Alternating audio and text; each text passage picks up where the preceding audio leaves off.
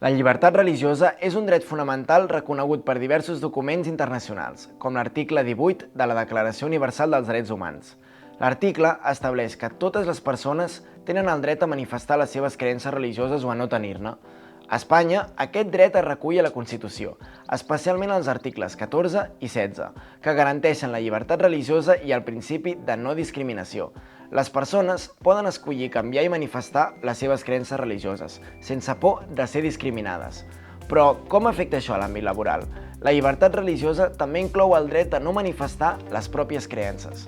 L'article 16.2 de la Constitució espanyola estableix que ningú podrà ser obligat a declarar sobre la seva ideologia o creences religioses. Això vol dir que en una entrevista de feina, l'empresa no pot preguntar sobre les creences religioses d'un candidat si no són rellevants per al lloc de treball. D'aquesta manera, s'evita qualsevol forma de discriminació per motius religiosos i es contribueix al respecte al dret a la intimitat de la persona treballadora. Ara bé, si una persona decideix compartir les seves creences, això no pot ser motiu de represàlia. Per exemple, si una persona manifesta les seves creences perquè vol sol·licitar alguna adaptació laboral per complir amb els seus costums religiosos, l'empresa ha de garantir la confidencialitat d'aquesta informació. Per protegir la intimitat, és recomanable que les creences es manifestin per escrit. Això evita malentesos i facilita trobar solucions en cas de conflictes.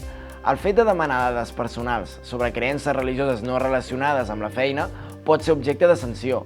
Respectar la llibertat religiosa i la intimitat de les persones és una garantia de convivència i respecte en qualsevol entorn laboral. Posar en valor la diversitat és essencial per a una societat inclusiva i equitativa.